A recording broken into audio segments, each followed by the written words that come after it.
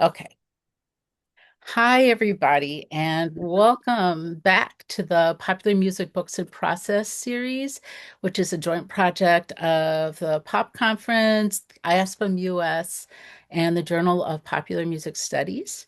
I am Francesca Royster, one of the co-organizers, a little out of the loop. I haven't done this in a little while. And I want to thank you all for coming tonight, or in the morning, depending on where you are, on behalf of our co-organizers, which include Alex Vasey, Kim Mack, Elena Razyagova, Carl Wilson, Gus Stadler, and Eric Weisbard. You can find our whole calendar on the IASPM website under the Journal of Popular Music tab. And there you can see the whole calendar and also upcoming talks that are happening and things that you may have missed. You can also get on our mailing list if you haven't already by contacting Eric Weisbard at ericweisbard@gmail.com. You can also catch up on the videos of our past sessions, including December 3rd's talk by Chris Della Riva, Uncharted Territory, What Numbers Tell Us About the Biggest Hit Songs and Ourselves from Bloomsbury, on Eric's YouTube channel. And the YouTube channel goes back a couple of years, so it's really rich. Our next session date is January 7th at our usual 5:30 Eastern Time. And we're going to be hearing from Chris DeVille, who will be talking about Such Great Heights, the complete cultural history of the indie rock explosion, coming up from St. Martin's Press.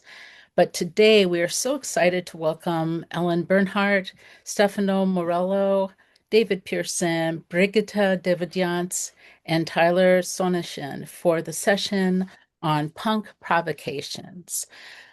This conversation is going to focus on punk as a culture of provocation, how punk scenes and bands build communities, make meaning, and leave behind archives that are contested as contested as they are influential.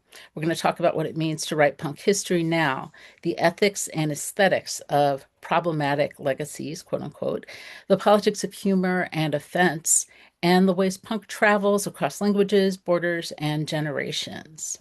Ellen, Stefano, and David will share from their edited collection, NOFX, 40 years of quote unquote problematic punk provocations from Bloomsbury 2025. Brigitta will share from J.M.K.E's To the Cold Land, and Tyler Sonnichsen will preview his book in process, The Dead Milkmen, coming up from J.K.E Press. So each speaker is going to offer some brief remarks, followed by their conversation. And then we will have Q&A from the audience. So we encourage you to put your questions and comments in the chat, and we'll get to them after the comments. Kim is going to be keeping the conversation going. So some brief bios of our speakers. Ellen Bernhard is Assistant Professor of Communications at Georgian Court University. Her research focuses on contemporary punk scenes and the relationship with influences such as popular culture and social media. She's also interested in the rhetoric of the punk and the genre's use of humor as a means to critique and satirize. Oh, sorry about that. She's the author of Contemporary Punk Rock Communities, Scenes of Inclusion and Dedication, and co-editor of NoFX, 40 Years of Problematic Punk Provocations. And I'm going to turn off my alarm as soon as I get done. Stefano Morello brings digital and traditional methods to the study of cultural infrastructure and the transnational reverberations of American popular and unpopular culture. He holds a PhD in English from the CUNY Graduate Center, where he currently works as assistant director for digital projects.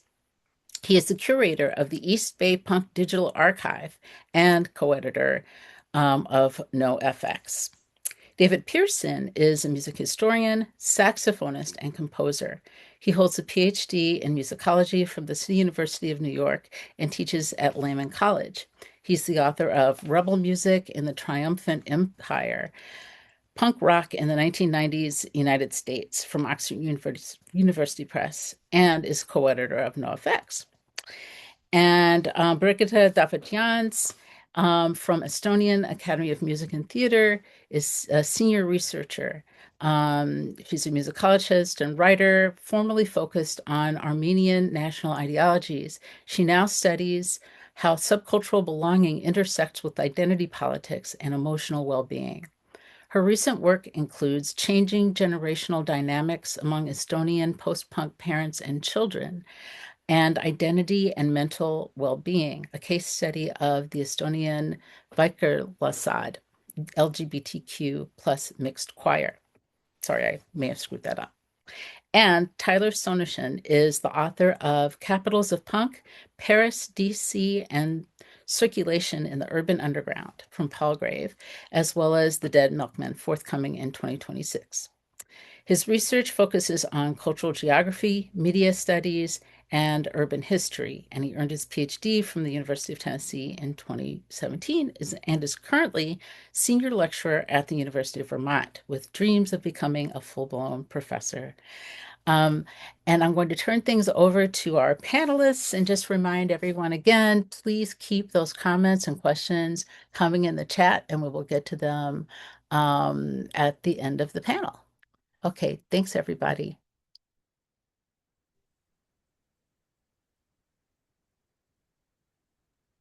Thank you, Francesca. I think we are going first. Are we following the order of the lineup? Again, thank you for having us. It's really a pleasure to be here and to be in conversation with Brigitta and Tyler, as well as, of course, my co-editor David and Ellen. Just by way of framing things, and without having read anything by Tyler and Brigitta beyond what they shared in the email that we received before this, it seems like we're all directly or indirectly kind of circling around the shared problem, which is that punk history and even punk studies itself can be a little snobby about what counts as serious and worthy of scholarly attention. So it seems like what our respective projects are kind of pushing beyond the familiar narratives around New York City, LA, London, sometimes DC, and the 70s to the mid 80s. So I'm really excited to, kind of talk a little bit about this with everybody. But that was very much the exigency, one of the exigencies, at least, of the book that we co-edited. This kind of canon, punk canon, although it matters, it's kind of a gate sometimes to determine which bands and era are perceived as complex or politically or culturally and aesthetically interesting. And I think NOFX is a good case study for that, in the sense that their work is so multi-layered, musically, lyrically, and in terms of personas and performances. And they have kind of crossed scenes, generations, media ecosystems, and so forth and so on. And yet was really a handful of scholarship that dealt with their work, and they hadn't received much attention, which was striking given both the reach and the fact that, well, they've been around for 40 years. But what they do and what their discography, what their performances do, really complicate a lot of the, I don't want to say easy, but a lot of the stories that have been told about punk, also including questions around gender, race, and so forth and so on. So the idea for the book came from David, so he's gonna have a chance to talk about it a little bit, and especially about the word problematic that features so prominently in the title. But the three of us come from differently scholarly backgrounds. From, as you've heard from the bios, I'm from literary/cultural studies. David is a musicologist. Ellen is in communication studies. And the contributions in the book also kind of reflect this diversity of approaches, which we think that was really, it was just made it such a pleasure to work on the book, to learn about a band that we had been thinking about so deeply for many years as fans and then as scholars. And I guess the last thing I'm going to say before I pass it to maybe David, is just that, um, yeah, just some of the questions that are recurring in the book, regardless of the methodological approach, concern the way in which NoFX constructs meaning through contradictions and humor, the way in which communities are built around the fandom, despite or because of these contradictions, how humor and offense operate as both aesthetic and political narrative devices, or whatever we're going to call them. And yeah, I think I'm just gonna leave it at that and say that yeah, much of the framing of the book really comes from the more problematic that David has given a lot of thought to. Okay. Yeah, thanks for the segue. Yeah, so I think one thing, speaking of punk history, a thread through punk history is this idea of just offending people, sometimes, for the sake of offending people, sometimes with a political or cultural purpose. But it runs through punk's history, and it's maybe something that, as particularly when it gets uncomfortable, I think scholarship hasn't dealt with too well all the time, or kind of ignored a bit, because generally punk scholarship tends to be on the end of emphasizing political resistance with a purpose, right? So that's one reason for this problematic idea, is to think about an important thread through punk history. Another reason is, of course, a more contemporary one. I noticed over the last decade or so, this word problematic kind of changed meaning, right? It went from this philosophical term, right, to this kind of moral term where if somebody says something racist, they're problematic, or so on and so forth. And I thought that in itself was sort of problematic, right? Obviously, things that are racist. We should have no problem calling that out morally, right? But problematic to me, I kind of like the philosophical meaning of this presents us with problems that we have to actually think about. And what I've always appreciated about NoFX, and what I think is a bit underappreciated about them, is how smart a lot of their provocations actually are. But also how silly some of them are. So one of the things that's problematic about NoFX is they can be very juvenile.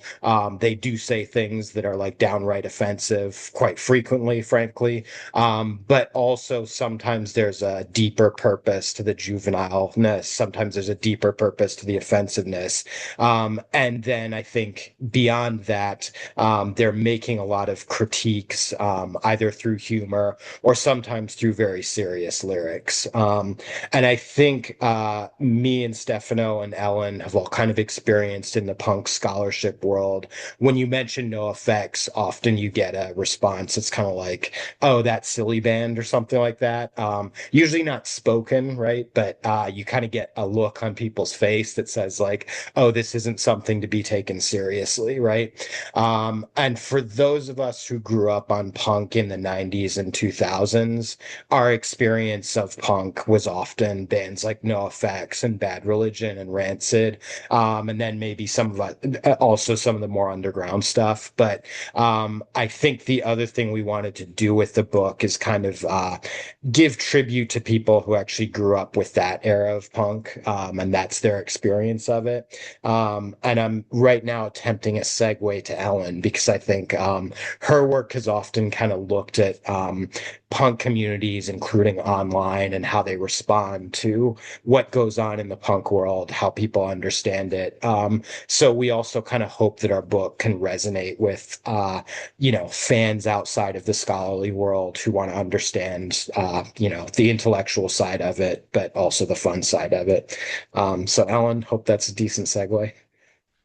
Thanks, David. Yeah, so I think that a lot of our preconceived notions about punk kind of focus around some of the more like very obvious punk bands like the Sex Pistols and the Clash and bands like that. And thinking about NoFX as part of that broader sort of punk, their contributions. they sort of rode the wave of the California punk in the 80s and then into the 90s. And as punk was becoming one of those things that was being co-opted by the mainstream and becoming recognizable with bands like Green Day, The Offspring, NOFX was still there behind the scenes, never signing to a major record label, never sort of buying into the MTV lure of popular mainstream culture. And so they've been around for 40 years, which is a huge contradiction in punk in and of itself, because most bands, they stuck around for a couple years, an album or two, maybe some live recordings, and that's about it. And they've been around since the 80s, for decades now. So to highlight that and to kind of acknowledge that, I guess I think is a really important thing to do for academic purposes. That they're a band in a music genre full of contradictions. Their presence alone and the longevity of the band is a contradiction, and some of the other sort of efforts of the band don't necessarily fit into like our stereotypical notions of punk. If we want to think about Fat Mike, who is the singer of NoFX, he's part owner of the Punk Rock Museum in Las Vegas. So this idea of preserving a music genre that is also very much this sort of thought of being very ephemeral and sort of not meant to last forever is now in a nice large museum in Las Vegas. So those are some of the things I think that we've contested with, we've talked about, and a lot of the chapters in the book do a really good job of thinking about the ideas of contradictory notions of punk and sort of how does that fit in with like our bigger conversations around the genre.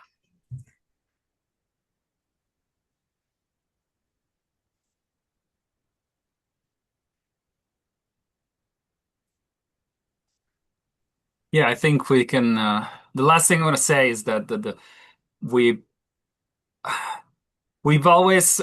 I mean, I don't know if you. I don't want to speak for all the three of us, for the three of us, but you can sense a kind of critical, almost academic sensibility beyond some of Fat Mike's reflections, and we have had the opportunity to talk to Fat Mike about the book at the Punk Rock Museum last year, and that very much confirmed, that our suspicion, which is that a lot of the juvenile stuff is just like a narrative device or a poster, an aesthetic thing, whatever we're gonna call it.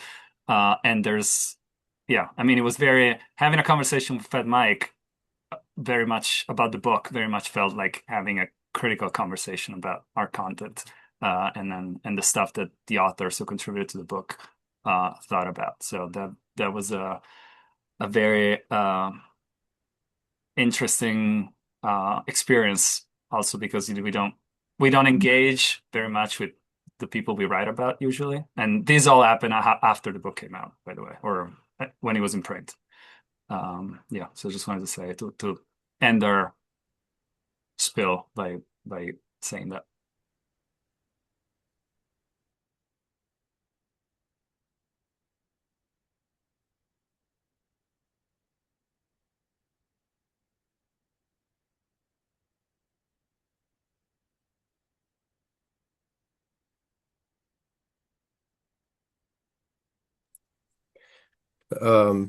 Brigitta, would you like to pick up from there?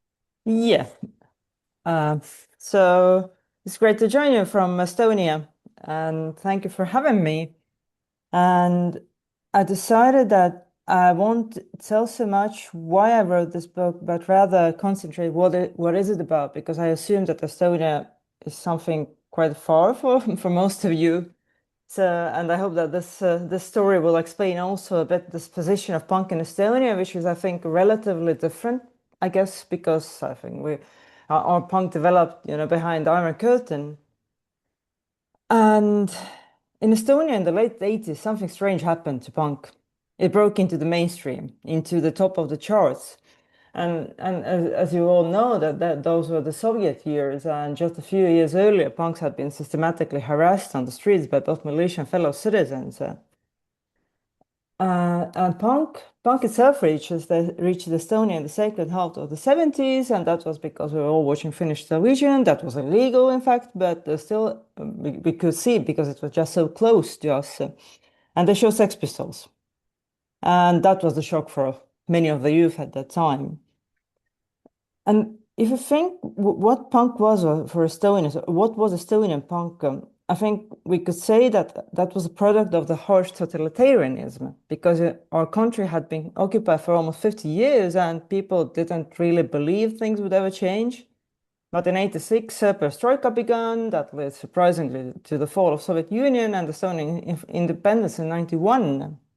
And in this turbulent period, punk became one of the most influential forms of resistance. And of course, songs can embolden people to protest against unjust conditions, which was also the case in Estonia.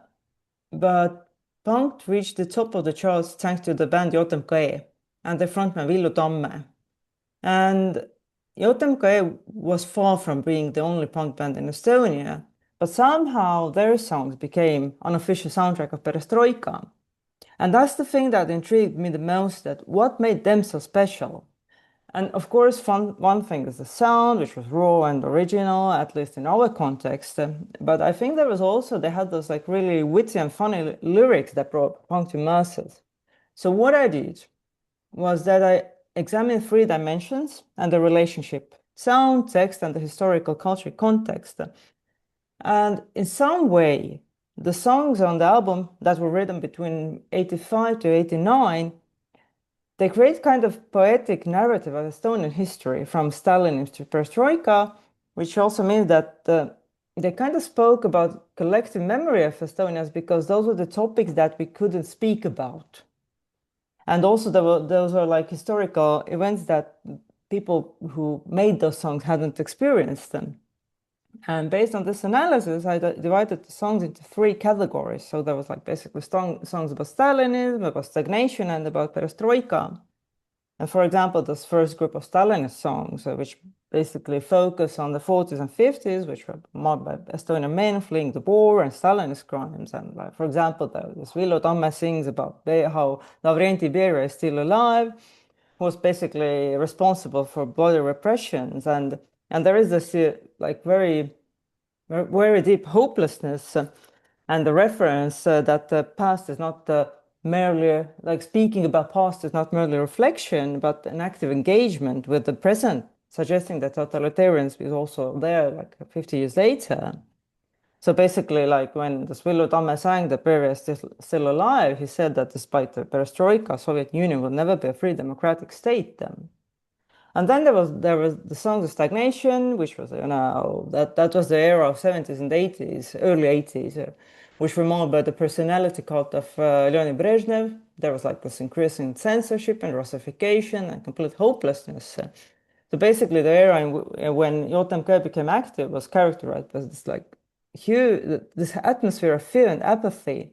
And also Villu Tamme, when we had discussion, like, yeah. Is there? Okay. So, like, there was like, they basically cynically believe that the authorities will use every opportunity to put pressure on youth, like they were. So it was no wonder that this no future message resonated so strongly in Soviet youth. And also maybe, which is less known, is that regime had like really worse techniques to control culture, like concept bans and criticism, and more physical pressure. And for example, just a few days ago, I was reading those paragraphs on insults, which means that there was a paragraph on insult, which meant that basically it could be interpreted very loosely. For example, it could mean that person's appearance was considered insulting for others, meaning punks often ended up in militia, losing their clothes and getting beaten up. And then, of course, J.M.K.E also sang about it all. For example, about psychiatry, because in Soviet Union, psychiatry was widely applied to dissidents, and psychiatric hospitals were a common form of detention, like really similar to prison. And then there were, of course, perestroika songs, because like by the end of the 80s, Soviet Union was gradually falling apart, and like from one moment to another, like there were constant changes happening. And there was this perestroika and glasnost, which meant reduction of secrecy and expansion of freedom of speech. But while the West hailed those reforms a sign of democracy, Estonians like were really skeptical because like we had seen that too often the Soviet Union's official course had diverged from reality, and of course those sentiments can be heard in many songs because there is this deep fear of disappearance of like really tiny nation because we have maybe more than 1 million people in Estonia living. And then finally came singing revolution, which means that like patriotic songs were like sung publicly and the illegal Estonian flags were brought up.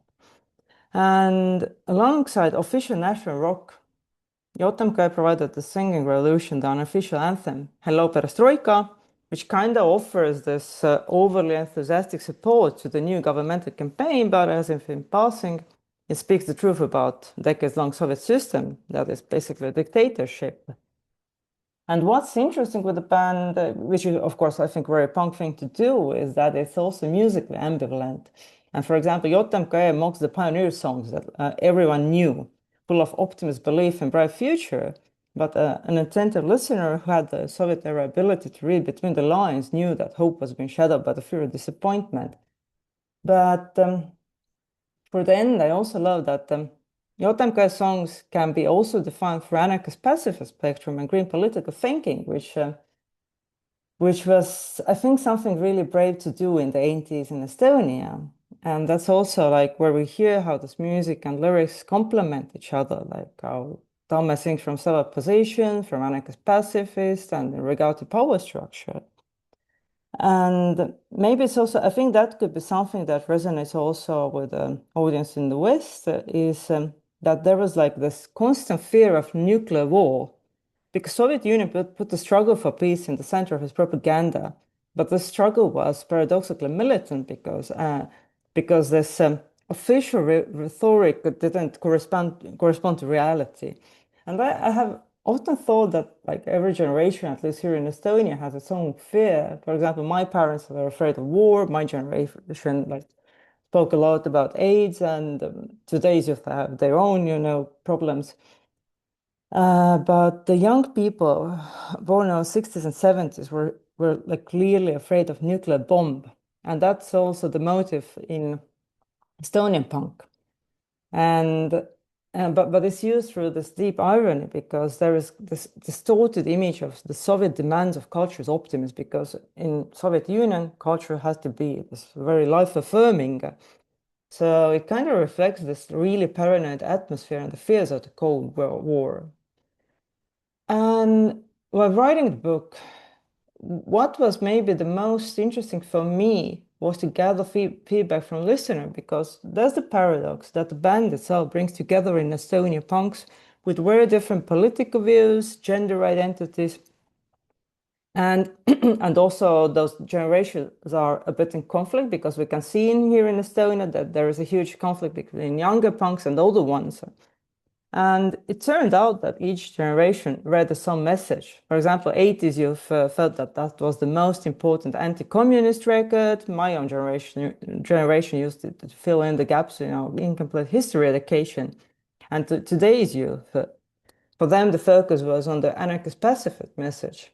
And maybe to sum up why I'm talking about this like really historical old record here, like in a tiny country here in the politics, is because when talking to Villu Tamme, who was the frontman, it was actually cool how he said that he didn't see a future. But in the end, there was a future. And even though today, at least living here, I'm scared as hell to see what's happening really close, this record also kind of gave me some hope. And I think that's all I wanted to say.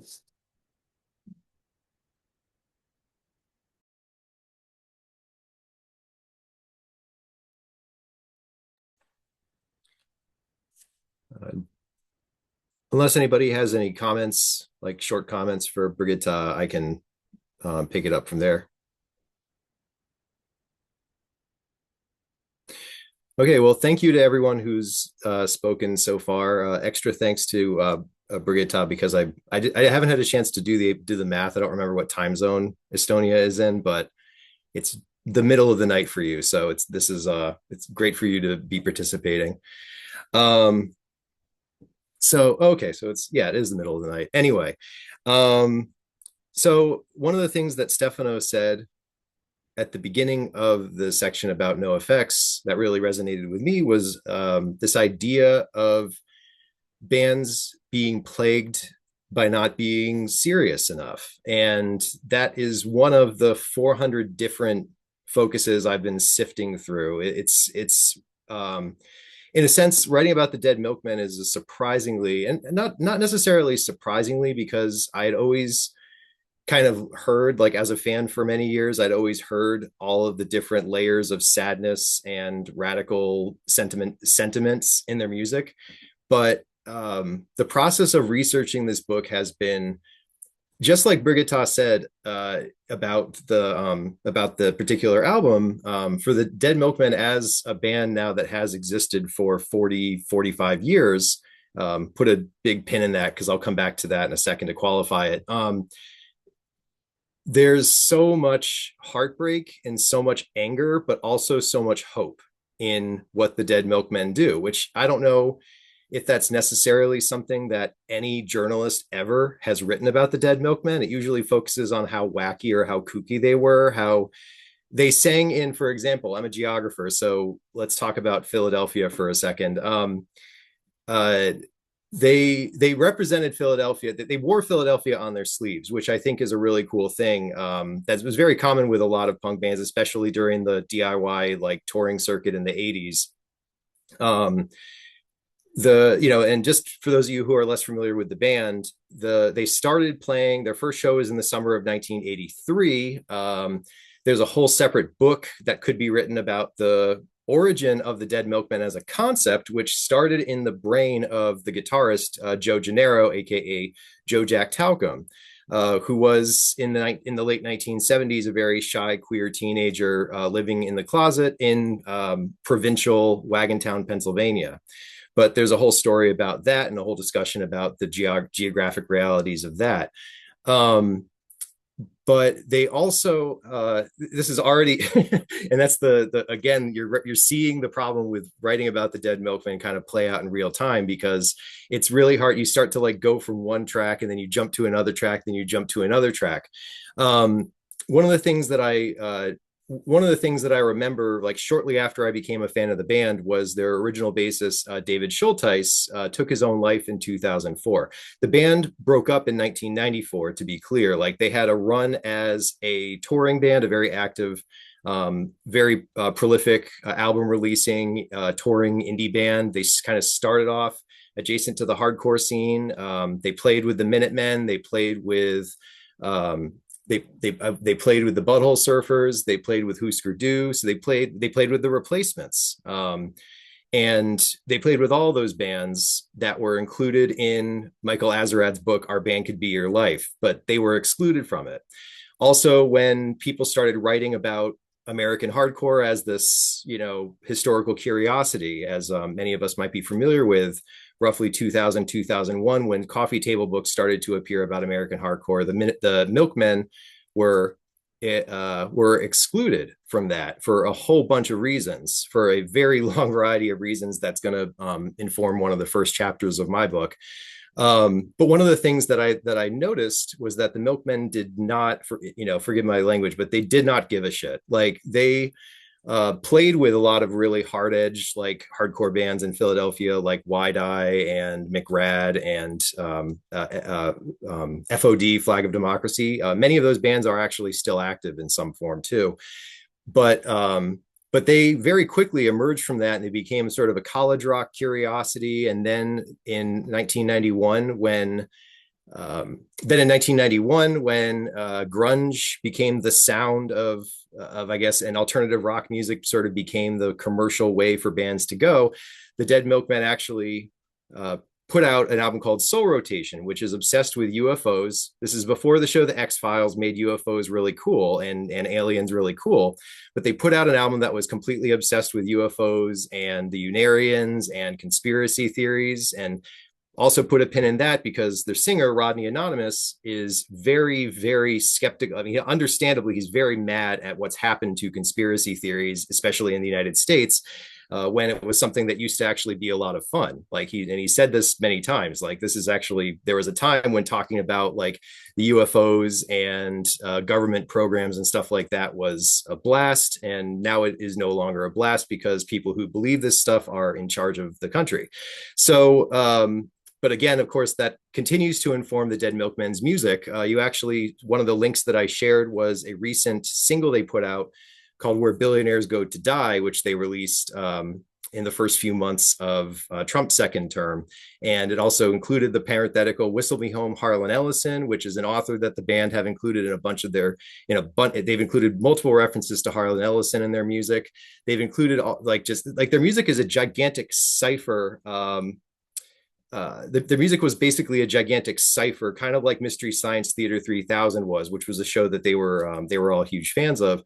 And I'm trying to bring this back around to Soul Rotation and why I want to kind of like want to talk about the importance of that record, because even though Soul Rotation actually put them out of touch with college radio and cost them a lot of their old like punk fans, they actually that album was produced by, and for the punk people in the room, Ted Nicely. Some of you might recognize that name because he produced Repeater and In on the Kill Taker for Fugazi on opposite sides of producing Soul Rotation, which is the irony to end all ironies, or one of the ironies to end all ironies. And yet that was the album that kind of made them lose a lot of like, I don't know, cred when it came to being a punk band because it was so polished. But anyway, so there's one quote that I'd like to read that I think is a pretty good conversation, conversation point about why I think the Dead Milkmen were very important, and why, and I think it also contextualizes a little bit about why they were misunderstood. They're still remembered, by the way, for those of you who might not be familiar with the band, they're probably best remembered for a genuine MTV hit single they had in 1989 called Punk Rock Girl. Punk Rock Girl, by the way, was actually sung by their guitarist, Joe Gennaro, rather than their usual lead singer, Rodney Anonymous, born Rodney Linderman. And the success of that song in all sorts of weird ways actually kind of ruined everything for the band. But that's also a whole separate chapter too. But the quote comes from someone who was immortalized in another song that they did called Stewart, which was on the same album as Punk Rock Girl, and it's also a fan favorite. It's mostly Rodney Anonymous rambling in the character as a kind of like an improvised rant in character as a UFO conspiracy theorist in a trailer park. But it was inspired loosely by a friend of theirs named Stewart, who actually lived in a trailer park in West Lafayette, Indiana, and set them up with a show on their first tour in 1985. To go into that further, talk about this further, would require many pages. But Stewart's quote is, I'm loving all yeah, thank you, Rob. Bitch and Camaro. I haven't even had a chance to get into Bitch and Camaro, which was a college radio hit in 1985. Also a very vaudevillian introduction, 2 minutes of just kind of rambling based off of making fun of two like surfer like bros going down to the shore at a Wawa that Rodney Anonymous stood in line behind once. And thank you, Chris, for validating my love, the appreciation for Stewart. But anyway, so the quote is, I think it's really important to understand that the Dead Milkmen were a group of working class guys that went to college, said Stuart Frescus, a chemist, industrial whistleblower, and longtime friend of the band.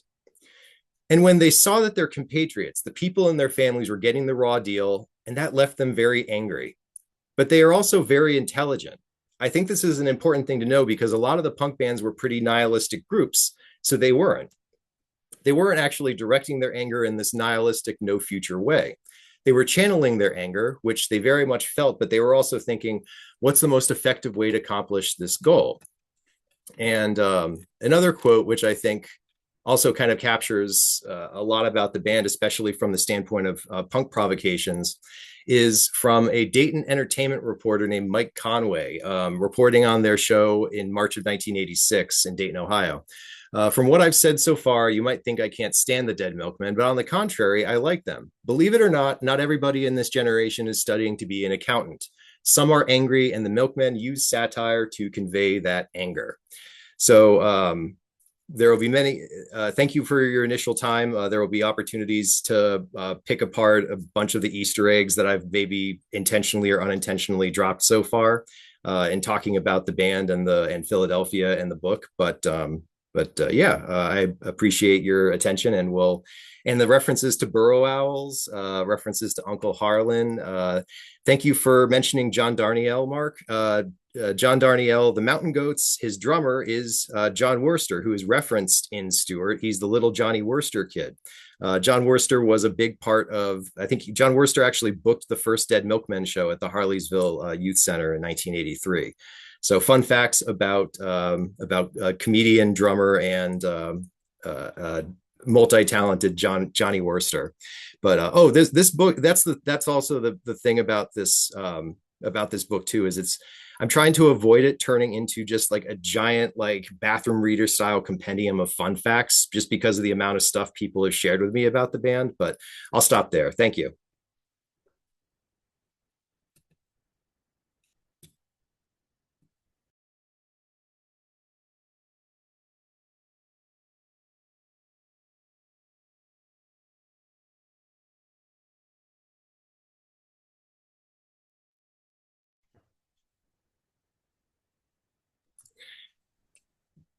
So, Francesca, did you want to reopen it? Okay. Yeah, I can open it up for questions. Thank you, everybody, for this really provocative, amazing conversation. I hope I got NOFX right when I was reading the introduction there. But let me see. I will just read the chat and call on folks here. Hold on one second. Carl, is your question's the first one, right? I think my question might be the only one so far. Okay, that makes it easy.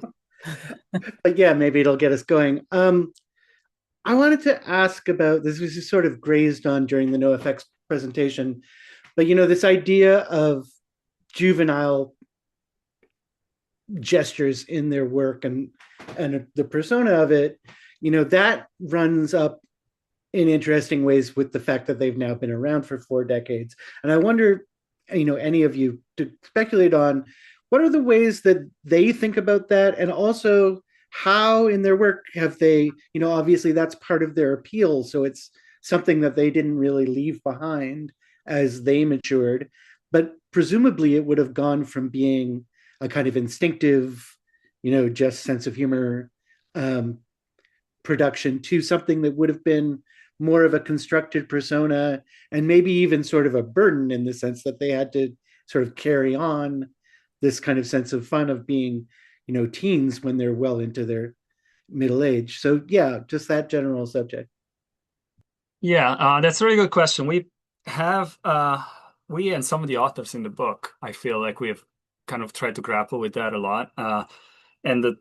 Because of the charisma of Fat Mike and his role, not just he wrote the majority of the songs for the band, but he is also for those of you who don't know, but he created a record label in the forgot the year, early 90s, I believe, called Fat Wreck, which put out many of the skate punk records that came out at the time when punk was really a mainstream thing in the early 2000s. So he really has both a charismatic presence, like prominence in the band, as well as a very practical or like more like, I don't know, material role in getting the band going. But my take on this, well, I have a couple of thoughts. One is that I believe that, thinking about punk in general, yes, there is the authenticity component, but there's also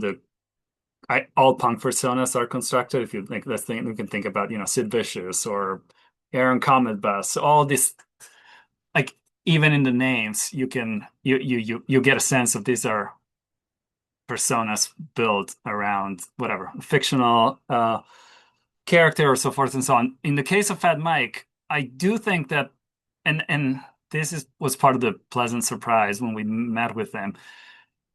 It feels really that he's got a character that's kind of grown around real habits. So it didn't feel like he was trying to, you know, like the person you see on stage, like it's not that person is completely different from the person you talk to when you're dealing with, Mike Burkett. And there's a lot of also self-reflexivity in their work, which I feel like kind of breaks through this, like they are aware of slipping into some of the sins of, according to punk ethics and so forth and so on. And you can see that in songs such as I'm Telling Tim, which is kind of making fun of the whole maximum rock and roll zeitgeist. Yeah, so there's also there's that sense of, it's almost like the message is we're idiots, and that goes from we're idiots to we know that we're idiots, and we know that that we're idiots. So I think that there's a lot going on in that, and yeah, and I think one of the pieces that he appreciated the most was it John? Like I think John might be in the audience here, but one of the essays that Fat Mike appreciated the most was the one, like, and I'm paraphrasing what he said. It's like, there's this dude who said that I'm me, but I'm also not me, and so forth and so on, which was really a critical analysis of his persona, and that really comes out in one of the essays. I don't know if David and Helen, or if any of the contributors who I see in the chat or see in the audience want to add anything to that. I can add that I think the song, and one of my favorite moments from any interview I did for the Dead Milkmen book was getting to, sit down, electronically sit down with Dan Stevens, aka Dandrew, who's been the Dead Milkmen's bassist formally, like constitutionally, since 2010 when they reunited, but he also filled in at the Dave Blood Memorial Show in 2004, in October of 2004, as their bassist.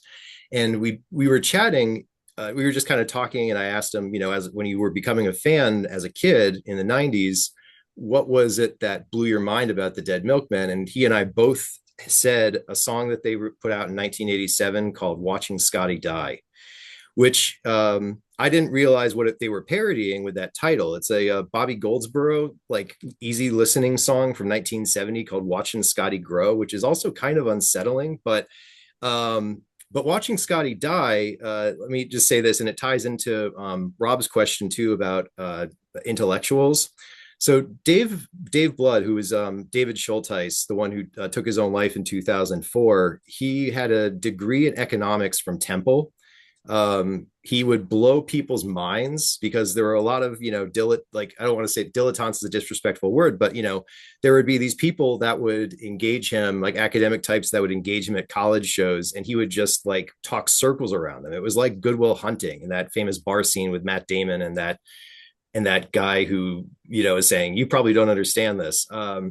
But Watching Scotty Die was influenced by Dave Blood's health problems, Dave Schulteis's health problems. This is in the 70s. He had severe asthma, so he nearly died multiple times over the course of his life from asthma attacks. And he and his siblings all kind of recognized, hey, maybe that coal-fired power plant and that airport that's on the other side of this suburban development we live in might have something to do with why I can't breathe. David also had a friend named Sheila Sullivan who for many years worked for the EPA. So when the Milkmen were in Chicago, when they signed their initial deal with Fever Records in 84, 85, Joe Gennaro told me that he found a book about global warming. And this was 1985-ish, and it made him nearly hyperventilate because he started asking, "Oh, this is horrible! Like, why are we even driving cars? Like, this is..." And but Watching Scotty Die, to both me and Dandrew, it was that song where we realized, oh wow, this is a serious band. Like, there is that facade that people might associate with the way that they sing or the Philadelphia accents. There, all these different elements that they foregrounded. But but there's so many references, and they also ran it by a friend's lawyer father, the lyrics, before they published it to make sure they couldn't get sued by any of the companies that were doing illegal dumping. And sorry for this, Alan, Northern Bucks County, which is I think where you're from. In the early 80s, there was some toxic dumping going on that also inspired that song when Joe and David wrote it. So that's what I'll say. It kind of addresses Rob's question about the intellectual art house component of the Milkmen, and as well as this idea of juvenilia and this idea of the idea of, I guess, the idea of the discussion about problematic, which I also appreciated that contextualization of the term earlier. Maybe it would be good to see if anyone else wants to respond to Rob's question, or Rob, if you want to follow up.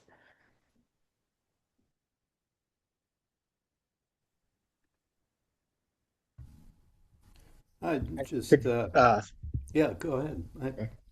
I think I stated it to the degree I could in the question there. Just curious that the earlier the punk gets and the more European or British that punk gets, the more seriously people seem to take it. I think that a lot of like the NOFX, Green Day, pop punk era of the 90s was more removed from politics than perhaps some of the UK punk was at the time. I think that there's what we looked at with NOFX and kind of some of the other bands of that era are not necessarily respond. I mean, there is a political edge to all punk. Like that's, I mean, you can't separate the two, but are not necessarily thinking about the political kind of current scene of things in the 90s in the way that perhaps some of those early punk bands were. And so a lot of the music that came out of that era, and even thinking earlier to something like the Ramones, right? Not very political, not sort of taking themselves too seriously.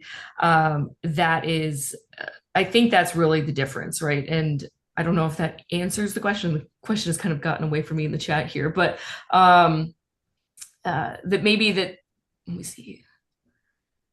I can, I don't know. My thoughts are just have to do with this veneration for alleged authenticity, which I think that by mere attachment, but by mere association with authenticity, a lot of those early bands get away with much. And there's a whole mythology and a whole aura built around their work, and that includes, you know, anything from Gil Marcus's book to the many books that have been written about Sex Pistols and their allegedly or not revolutionary aesthetic and political statements. Whereas anytime you bring up even underground 80s bands, and yeah, I mean, my dissertation is kind of touching upon this a little bit, which is I wrote a dissertation about the East Bay punk scene, which to my according to my version of the story, had a lot to do with the way in which punk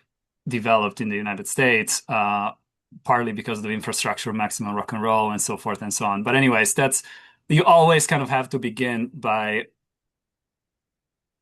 almost justifying in what way they were authentic, as opposed to just another copy of things that came before, and that came before, and so forth and so on. So I think it's that burden. I don't know, the burden of the past in a way, but that's what it would be for me. And I also have to say one more thing, which is that it also kind of gestures to an answer to one of the questions that came before, which is what is punk to each of you. One of the things that we found, and I mean David, Ellen, and myself, we found ourselves articulating in the introduction was how we came to NOFX in our youth, because we grew up in somewhat different contexts, and I grew up in Italy, and the politics of being a NOFX fan in Italy are very different from the politics of being a NOFX fan in the United States. And I've experienced that because I was an exchange student in Seattle in 2005. And, you know, anytime I mention NOFX, people laugh at me almost like, oh, yeah, that's not punk. Whereas in Italy, that was like, oh, you listen to NOFX, so you have good politics. So this is just to say that that's like kind of situational too. Like, what is serious and what is not serious. Anyways, that is that is what I have for that If question. I could just add briefly on this question, I think there's also like a question of legitimation where when you attach some kind of theoretical framework to punk, like in the case of the Sex Pistols, situationism, or like Dick Hebditch having written that analysis that's basically doing semiotics for punk. I think that's kind of given an intellectual legitimacy to some punk and not others. And so it's kind of like once you can use a buzzword that's a postmodernist theory buzzword for a strain of punk, that gives it this like intellectual legitimation. So I think part of why we felt like we needed to argue for like NoFX's intellectual legitimation, including embracing the kind of like goofy humor as actually like having a very smartness to it, was kind of contending with the fact that some bands haven't gotten that legitimation. So yeah. Yeah. And just I see a comment by Mayor about Bad Religion.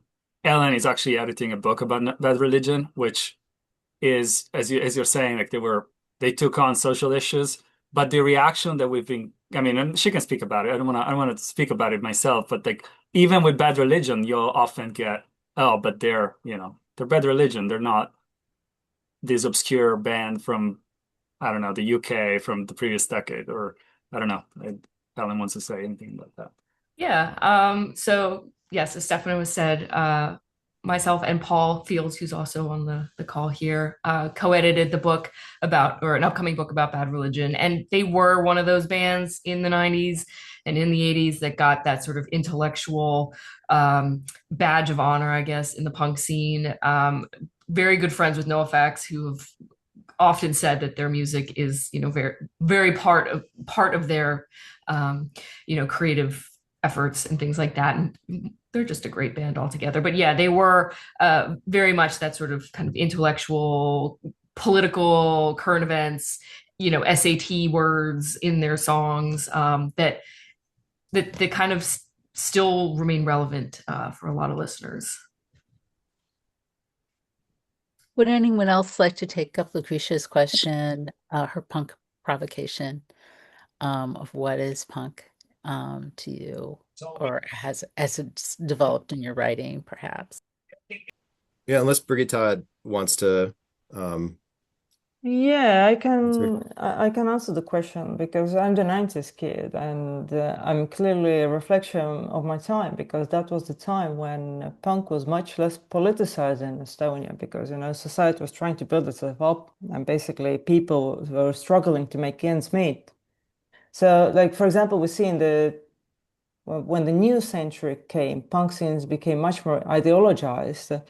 But my generation, it was much about music and this general sense of this content and about I think also about embracing the otherness because I was like mixed ethnicity girl in this really young national romantic Estonia.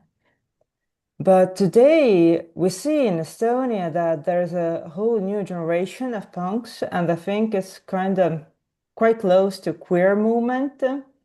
So, so I think that for me, punk is also about this today's inclusiveness and accepting non-normativity, and that we think about everything intersectionally. And of course, it's all about music still. So I'm not very original here, I guess.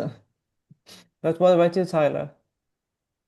I always quote. I did a Q&A at the AAG meeting in DC in 2019 that J.M.K.E. he boiled it down to this: punk is the free space. That's what it is, and I think as a geographer too, the idea of free space as a broad concept is really important because it's the idea that you don't have something hanging over your head. There's nothing that's forcing you to be anything other than exactly what you want to be. And in my research for this book, that's one of the things that interview after interview of old friends and some fans of the Dead Milkmen said was honesty. And as much as there were certain very juvenile terms and problematic like words that Rodney threw in some cases, especially in their early songs, and I'll get back to the question about I have to scroll up to remember Marcy mentioned was that like there's the idea that the idea that there's like boundaries, that the idea of like respecting boundaries but also kind of like disrespecting a ceiling, I think, and that's one of the things that a lot of people I spoke to about the Dead Milkmen said. I also brought this, I forgot to share this earlier. This is a promotional item to the question about archives. This doesn't really neatly fit anywhere, but this is for their single Smokin' Banana Peels, which was kind of making fun of the hippie movement, but also it was just a weird fringe conspiracy theory that Rodney saw on Inside Edition or some show like that. But it's a promotional flip book of a guy who blows his head up, who basically his head explodes after, it's the camera's blurring it out, but you also see on the last page, it's Elsie, their logo. Yeah. Yeah, no, the I think we could see the animation. Yeah, but this, I was actually very fortunate to come into contact with one of these obscure old promotional items. And just, kind of bringing it back to this idea about politics too, and provocations, is that the Milkmen always kind of drew from that communal ethos. They're all still working. They're all still like, one of the and Rodney especially is very vocal about representing and trying to recenter the idea of working class ethos, especially in underground music. To Marcy's question about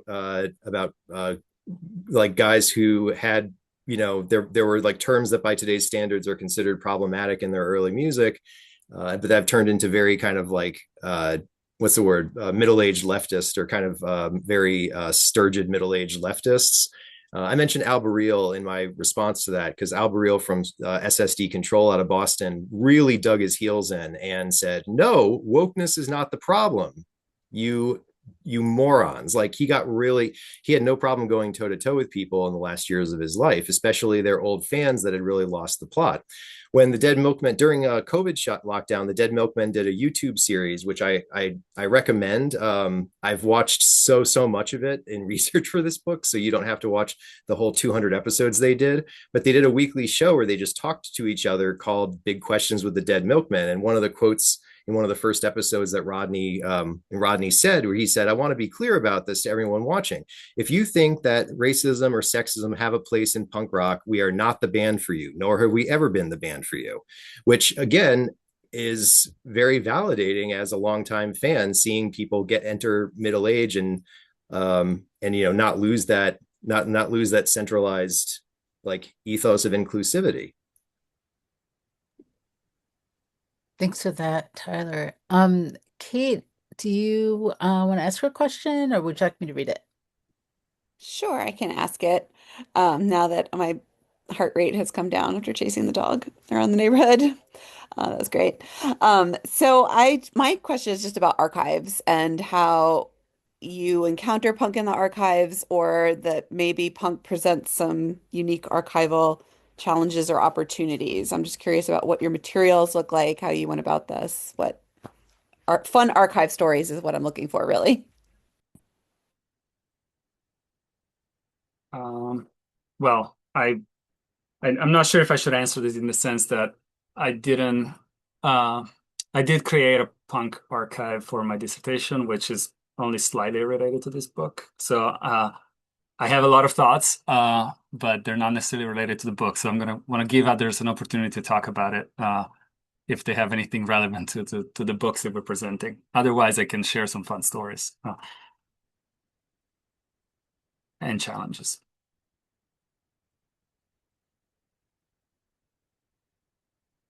Well, I guess what I could mention is that, so it's tangentially related to the book, and it's actually related to what Ellen's essay in the book, which really talks about how like this shift from no future to a concern about the genre's very future, or like a self-awareness of there has been a future and there will be a future.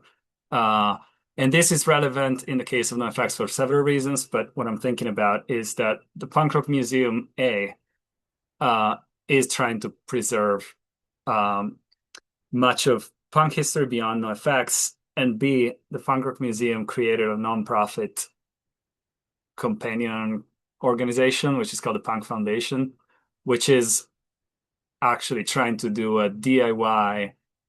It's leading DIY efforts to preserve punk's history in a way that is kind of taking issue with the way in which academia and other cultural organizations are trying to basically capitalize and preserve these materials. And they have the money, they have the funds, because it's an organization that was created by some members of NOFX and members of other punk bands from that period. So that's just more about putting things on the radar. Like, this is something that's happening, and I know Henry Rollins and J.M.K.E are also kind of creating a parallel thing. I've read about it recently. I think with the same idea, but also knowing the relationship, or like whatever, the politics of the relationship between Fat Mike and Henry Rollins. I think it's also a response to the response. Yeah, so I don't know. That's what I have in terms of archive. It's like NOFX's materials are very mainstream, so I don't have as many accounts of particularly interesting things to retrieve, other than, I guess, some stuff in Maximum Rock and Roll.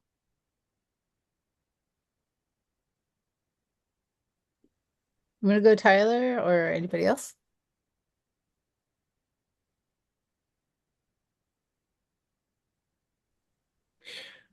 Yeah, in November I went to Philadelphia and had the opportunity to go into the salt mines with Dean, their drummer, and Joe, the guitarist, who still have I think Dean had like 8 bankers boxes full of stuff. And Kate, you're an archivist and you're asking about archives, so I'm sure you can relate to this. I had a finite amount of time that I could spend in Dean's basement, and it physically hurt that I had to leave, because I had to leave. And Dean was sensitive to that too. And he expressed, he said that if I lived closer to Philadelphia, or if I came back, we could go into the other 6 to 8 boxes. But yeah, no, like I said, I want to be sensitive to time, and that's the thing too about the Dead Milkmen. Just that it was very validating to me, is that the band has always been very accessible to fans. They've always written their fans back. They've sent their fans birthday cards. They they're always really good about corresponding with people no matter where they were from. And now you can go to their website and you can email any member of the band and ask them a question if you're curious. So yeah, it's all, and I think that's a blessing and a curse. Like, all this stuff is out there, but there's so much stuff to go through. So that's my piece. Yeah. Thank you for sharing those images. And I'm just gonna that's very briefly, if I can. Go ahead. Sure. I'm happy to chat about punk archives and experiences. I'll just more in via email and so forth and so on. I think the only thing I want to add is what's been peculiar to me, having worked on several archival recovery things in punk and outside of punk.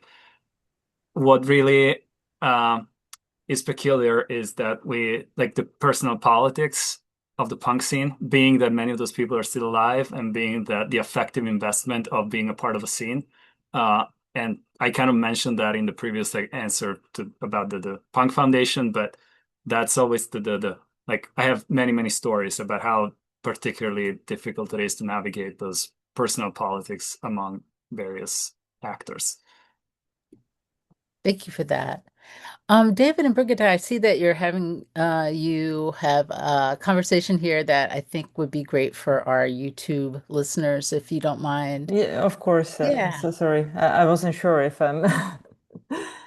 So the question was about Estonian punk in the 80s, what was it? And there was a question about this nuclear war, and Well, I was curious because as you were explaining, like the kind of different themes in songs and whatnot, the fear of nuclear war, there's a ton of songs like that in US and UK punk. yeah. And then also there's like an interesting way where punk in the US, at least maybe in the UK too, got treated almost like a psychiatric disorder. Like in particular, they would have in shows like the Jerry Springer show, they would have like punk kids come on and be treated as these like aberrant weirdos who, they needed to be reformed or whatever. So I was like, oh, that what you're describing in Estonia sounds a bit like in the US in some ways.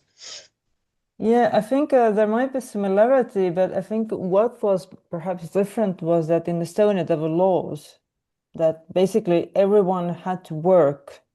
Otherwise, you were considered, I don't remember the name of the paragraph, but you could be sent to prison basically.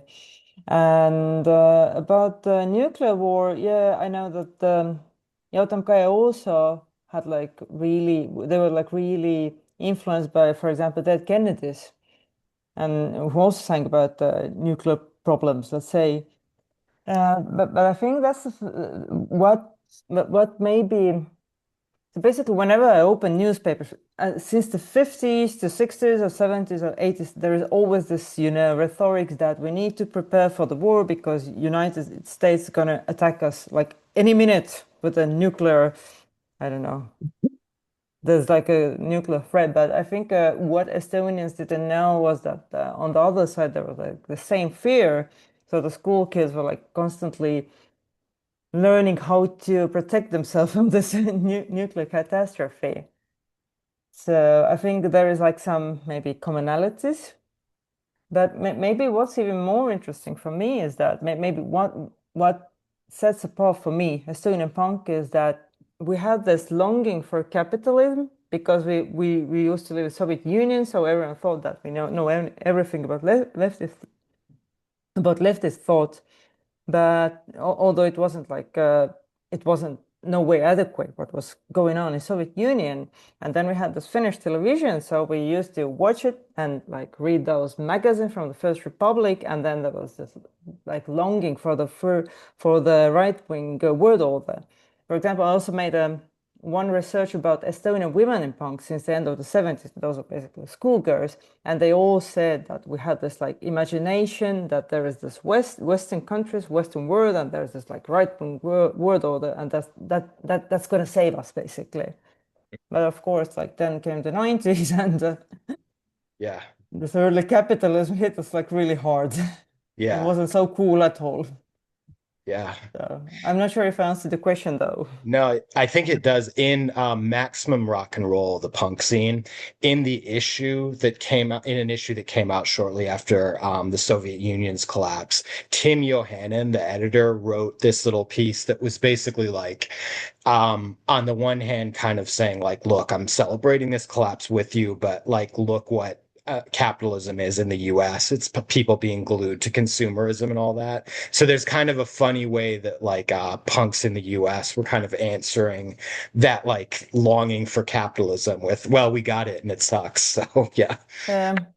Yeah. And I guess just to add another parallel, what you said about, there was laws that you had to work.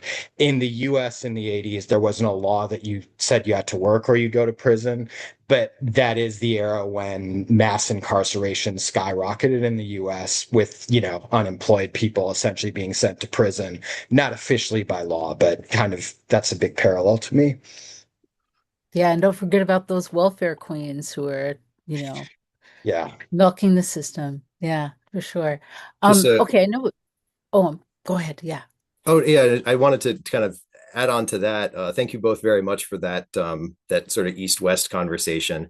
I didn't even get into David Schulteis's life in Serbia, which could probably be its own book, like an Ian Gibson level biography about Dave Blood, because after the Dead Milkmen broke up, he went back to Indiana to study Serbian culture. He fell in love with Serbia when the band played in Yugoslavia right before the war started. And he went back there in 98 and he had to leave in 99 when the NATO bombing campaign started. And he was a very avid, he became nationalistic about Serbia because he loved so many people there and they were so good to him.